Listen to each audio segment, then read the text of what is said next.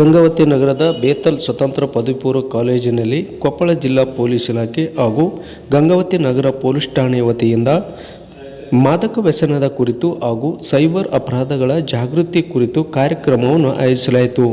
ಈ ಒಂದು ಕಾರ್ಯಕ್ರಮದ ಅಧ್ಯಕ್ಷತೆಯನ್ನು ಗಂಗಾವತಿ ನಗರದ ನೂತನ ಡಿವೈಎಸ್ಪಿ ಅವರು ವಹಿಸಿದ್ದರು. ಈ ಸಂದರ್ಭದಲ್ಲಿ ಕಾಲೇಜ್ ಮತ್ತು ಯುವಕರಿಗೆ ಸಂಬಂಧಿಸಿದಂಥ ಸೈಬರ್ ಅಪರಾಧಗಳ ಕುರಿತು ಮತ್ತು ಮಾದಕ ವ್ಯಸನದ ಕುರಿತು ವಿದ್ಯಾರ್ಥಿಗಳಿಗೆ ಕರೆ ನೀಡುವ ಮತ್ತು ಜಾಗೃತಿಯನ್ನು ಮೂಡಿಸಿದರು. ಪ್ರೇಮಮಯ ನಿನಗೆ ಜೀವ, ಭಸ್ಮಮಯ ನಿನಗೆ ಜೀವ, ಭಯ ತನು ಮನ ಜೀವನ ಭಯ, ನಂಬಿದೆ ನಿನ್ನ ನಾಗಾಭರಣ, ಕಾಯೋ ಕರುಣಾ ವಿಕ್ಷಯ ಬೇಡಿದ ಪ್ರೇಮಿ, ಪ್ರೇಮಿ ಭಸ್ಮಮಯ ಬಿಲ್ಪ ಪ್ರಿಯ, ಭಸ್ಮಮಯ ಶಂಭೋ ಎನ್ನಲು ಇಲ್ಲ ಭಯ. ಧನ್ಯವಾದ. ಈ ಒಂದು ಹಿನ್ನೆಲೆಯಲ್ಲಿ ನಾನು ಒಂದು ಪವರ್ ಪಾಯಿಂಟ್ ಪ್ರೆಸೆಂಟೇಷನ್ ಇದೆ ಸ್ಲೈಡಲ್ಲಿ ನಾನು ಬೇಗ ಮಾದಕ ವ್ಯಸನ ಕುರಿತು ಅರಿವು ಕಾರ್ಯಕ್ರಮ.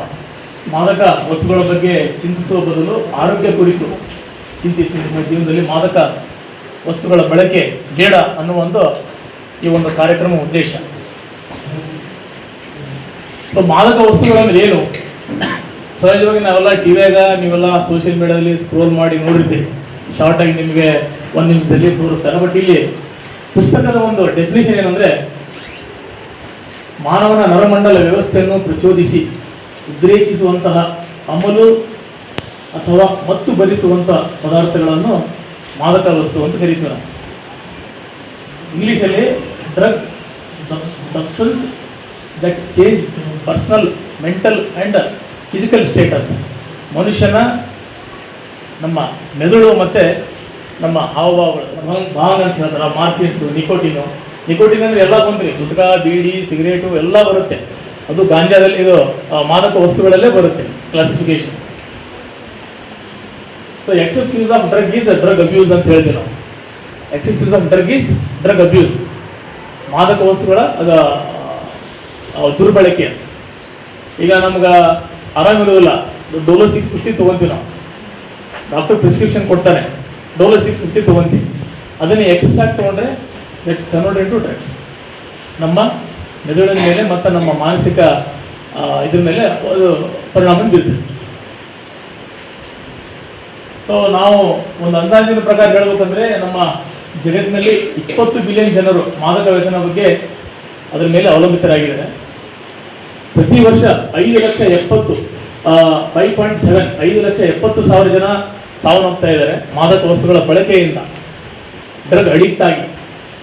ನಮ್ಮ ಭಾರತ ದೇಶದ ಮಟ್ಟಿಗೆ ಹೇಳ್ಬೇಕಂತಂದ್ರೆ 7.5 ಕೋಟಿ ಮಾದಕ ವ್ಯಸನಿಗಳಿದ್ದಾರೆ, ಮಾದಕ ವಸ್ತುಗಳ ದಾಸರಾಗಿದ್ದಾರೆ ಅಂತ ಹೇಳ್ತೀನಿ. ಪ್ರತಿದಿನ 10 ಜನರು ಮಾದಕ ವ್ಯಸನಗಳಿಂದ ಅವ್ರ ಆತ್ಮಹತ್ಯೆ ಸಾಯ್ತಾ ಇದೆ, ಬಲಿ ಆಗ್ತಾ ಇದ್ದಾರೆ. 10 ಜನರಲ್ಲಿ 16 ವರ್ಷಕ್ಕಿಂತ ಅವ್ರಿಗಿಂತ ಕಡಿಮೆ ಆದವರು ಸಾಯ್ತಾ ಇದ್ದಾರೆ. 10 ಜನರಲ್ಲಿ 16 ವರ್ಷಕ್ಕಿಂತ ಕಡಿಮೆ ವಯೋಮಾನದವರೇ ಹೆಚ್ಚು ಅಂತ ಸ್ಟ್ಯಾಟಿಸ್ಟಿಕ್ಸ್ ಹೇಳುತ್ತೆ. So alcohol it's a kind of drug.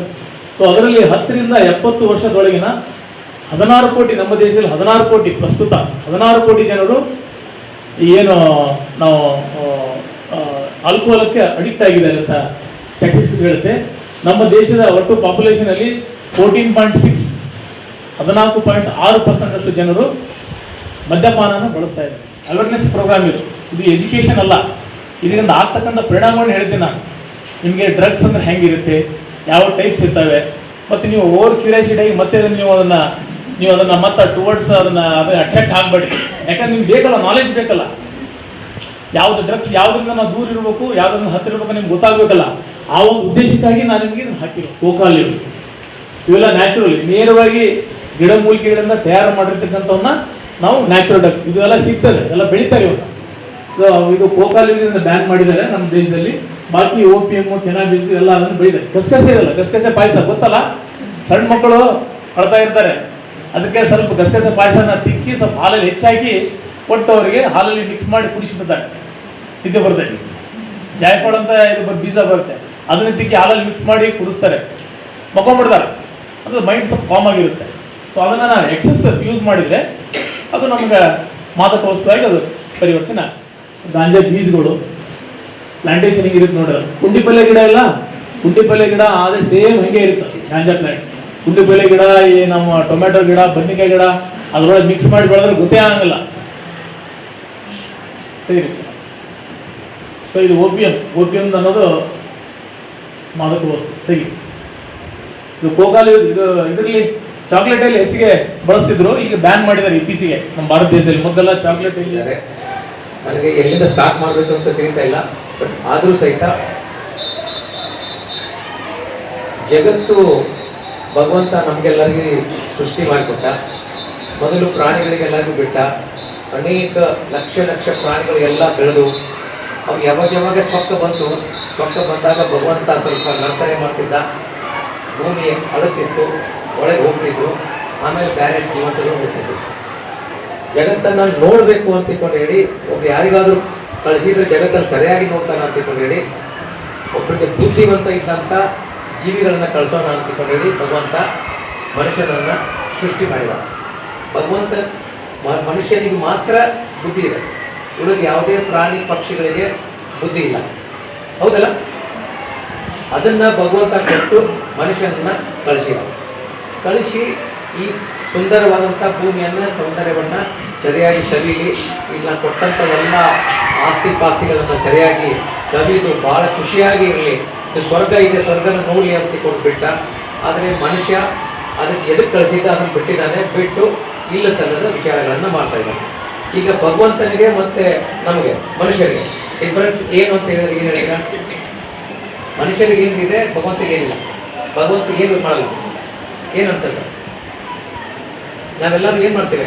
ಮನುಷ್ಯ ಹುಟ್ಟಿದ ಮೇಲೆ ಏನು ವಿಚಾರ ಮಾಡ್ತಾ ಇದ್ದೇವೆ?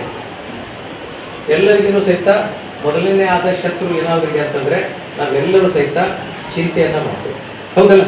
ಸಣ್ಣ ಮಕ್ಕಳಿದ್ದೀರಿ, ನೀವು ಶಾಲೆಗೆ 8 ಗಂಟೆಗೆ ಇರಬೇಕಾ, ಎದ್ದು ಇಷ್ಟೆಲ್ಲ ಓದಬೇಕಾ, ಮ್ಯಾಥ್ಸ್ ಒಳಗೆ 1+1 ಯಾಕೆ ಓದಬೇಕು, ಈ ಲೈಟ್ ಬಗ್ಗೆ ತಿಳ್ಕೊಂಡ್ರೆ ನನಗೇನಾಗೋದಿದೆ ಅಲ್ವಾ? ಶಿಕ್ಷಕರು ಅಲ್ಫಾ ಬೀಟಾ ಗಾಮಾ ಹೇಳಿದ್ರೆ ಎಲ್ಲಿ ಬರುತ್ತೆ ಅಂತ ನಿಮ್ಗೆ ಚಿಂತೆ. ಮದುವೆ ಆದವರಿಗೆ ನನ್ನ ಗಂಡ ಸರಿಯಾಗಿಲ್ಲ ಅಂತ ಅವ್ರ ಚಿಂತೆ, ವಯಸ್ಸಾದವರಿಗೆ ನನ್ನ ಮನೆಯವ್ರು ನೋಡಲ್ಲ ಅಂತ ಅವ್ರ ಚಿಂತೆ. ಸೊ ಎಲ್ಲರಿಗೂ ಸಹಿತ ನಾವು ಮನುಷ್ಯರಿಗೆ ಚಿಂತೆಯ ವ್ಯಸನಿಗಳಾಗಿರ್ಬೋದು. ಚಿಂತೆಯ ವ್ಯಸನಿಗಳಾಗಿದ್ದರಿಂದ ಚಿಂತೆಯನ್ನು ಮಾಡ್ಕೊಂಡು ಚಿಂತೆ ನಮಗೆ ಹೇಗೆ ಹೋಗ್ಬೇಕಪ್ಪ ಅಂತಂದ ಕೂಡಲೇ ನಮ್ಮ ತಲೆಯಲ್ಲಿ ಬರ್ತಾ ಇರೋದು ಏನು ಅಂತಂದ್ರೆ ಇವೇ ಮಾದಕ ದ್ರವ್ಯಗಳು. ಏನು ಮಾಡ್ತಾ ಇದ್ದೇವೆ? ಚಿಂತೆ ಬಂತು ಅಂತಂದ್ರೆ ಚಿಂತೆ ಹೋಗ್ಬೇಕಾಗಿತ್ತಂತಂದ್ರೆ ಸ್ವಲ್ಪ ತಗೊಳ್ಳೋ, ಶರಾಯಿ ಕುಡಿತಾನೆ. ಶರಾಯಿ ಕುಡ್ದ ಅಂತಂದ್ರೆ ಮನೇಲಿ ಯಾವುದೇ ಚಿಂತೆ ಇದ್ರು ಸಹಿತ ನನಗೆ ಯಾವುದೇ ವಿಚಾರ ಬರಲ್ಲ, ನನಗೆ ಆರಾಮಾಗಿರ್ತೀನಿ ಅಂತ ಹೇಳಿ ಶರಾಯಿ ಕುಡಿತಾನೆ. ಚಿಂತೆ ಬರಬಾರ್ದು ಮತ್ತು ಸ್ಟೈಲ್ ಮಾಡಬೇಕು ಅಂತ ತಿಳ್ಕೊಂಡು ಆಗಲೇ ಕೇಸ್ಗೆ ಹೇಳಿದ ಪ್ರಕಾಶ ಆ ಥರ ಗುಟ್ಕ ಎಲ್ಲ ಸೇವನೆ ಮಾಡ್ತಾನೆ. ಸೇವನೆ ಮಾಡಿಕೊಂಡು ಅದರಿಂದ ಚಿಂತೆ ಹೋಗ್ತಾನೆ ಅಂತ ತಿಳ್ಕೊತಾನೆ. ಅದಕ್ಕಿಂತ ಹೆಚ್ಚಿಗಾಗಿದ್ದವರು ಸಿಗರೇಟ್ ಸೇವಕ್ಕೆ ಸ್ಟಾರ್ಟ್ ಮಾಡ್ತಾರೆ. ದಿನಾಲು ಒಂದು ಇದ್ದಿದ್ದ ಸಿಗರೇಟು ನೆಕ್ಸ್ಟ್ ಡೇ ಒಂದು ಪ್ಯಾಕೆಟ್ ಆಗುತ್ತೆ, ನೆಕ್ಸ್ಟು ಸುಮಾರು ಪ್ಯಾಕೆಟ್ಗಳು ಆಗುತ್ತೆ. ಆಮೇಲೆ ಇದನ್ನೆಲ್ಲನೂ ಸಹಿತ ಅವನಿಗೆ ಕಿಕ್ಕೊಳ್ಳಲ್ಲ. ಅವಾಗ ಇದು ಎಲ್ಲ ಆದರೂ ಸಹಿತ ಈಗ ಏನು ಆಗ್ತಾನೆ ಇಲ್ಲ ನನಗೆ ಅಂತಂದಾಗ ಅವ ಏನು ಮಾಡ್ತಾನೆ ಅಂತಂದರೆ ನೆಕ್ಸ್ಟು ಹೈಯರ್ ಫಾರ್ ಮಾದಕ ವಸ್ತುಗಳು. ಇವೆಲ್ಲ ವಸ್ತುಗಳು ನಮ್ಗೆ ಏನು ಮಾಡ್ತಾ ಇದ್ದಾವೆ ಅಂತಂದರೆ, ಫಸ್ಟಿಗೆ ನಿಮ್ಗೆಲ್ಲರಿಗೂ ಗೊತ್ತು there is difference between hobby and habit. Hobby ಅಂದರೆ ಹವ್ಯಾಸ, ಹ್ಯಾಬಿಟ್ ಅಂತಂದರೆ ಚಟ. ಹಾಬಿಗೆ ಹ್ಯಾಬಿಟಿಗೆ ಡಿಫ್ರೆನ್ಸ್ ಏನು ಡಿಫ್ರೆನ್ಸ್? ಹವ್ಯಾಸ ಅಂದರೆ ಏನು? ಬೆಳೆದ ಹವ್ಯಾಸ ಏನು? ಹವ್ಯಾಸ ಏನು? ವಿವಿಧ ಪ್ರಾಥಮಿಕ ಶಾಲೆ, ಪ್ರೌಢಶಾಲೆ, ಪದವಿ ಪೂರ್ವ ಕಾಲೇಜು ಮತ್ತು ಪದವಿ ತರಗತಿಗಳನ್ನು ಸಹ ನಡೆಸ್ತಾ ಬಂದಿದ್ದೀವಿ. ಅದಕ್ಕೆ ಮೂಲ ಕಾರ್ಯನಿರ್ವಹಿತ ದಿವಂಗತ ಸುಧಾಕರ್ ಸರ್ ಅವರನ್ನು ಸ್ಮರಿಸುತ್ತಾ ಈ ಸಂದರ್ಭದಲ್ಲಿ ಸೈಬರ್ ಕ್ರೈಮ್ ಸಂಬಂಧಪಟ್ಟಂತೆ ಅಥವಾ ಮಾದಕ ವಸ್ತುಗಳ ಸಂಬಂಧಪಟ್ಟಂತೆ ನಮ್ಮ ಕಾಲೇಜಿನವರು ಹೋಗಿ ಹೇಳಿದ್ರು ಅವರಿಗೆ ಸಮಯ ಸಿಗಲ್ಲ. ಬಟ್ ಇವತ್ತು ನಮ್ಮ ಪುಣ್ಯ ಏನಂತಂದರೆ ಪೊಲೀಸ್ ಇಲಾಖೆಯವರೇ ನಮ್ಮ ಕಾಲೇಜಿನ ಮುಖ್ಯಸ್ಥರಿಗೆ ಫೋನ್ ಮಾಡಿ ಈ ಒಂದು ಕಾರ್ಯಕ್ರಮ ನಡೆಸ್ಕೊಡ್ಬೇಕು ಅನ್ನೋ ಕಾರಣಕ್ಕಾಗಿ ನಾವು ನಮ್ಮ ಕಾಲೇಜಿನಲ್ಲಿ ಒಂದು ಅವೇರ್ನೆಸ್ ಅರಿವು ಮೂಡಿಸುವ ಕಾರ್ಯಕ್ರಮವನ್ನು ಹಮ್ಮಿಕೊಂಡಿದ್ದೇವೆ. ಈ ಕಾರ್ಯಕ್ರಮ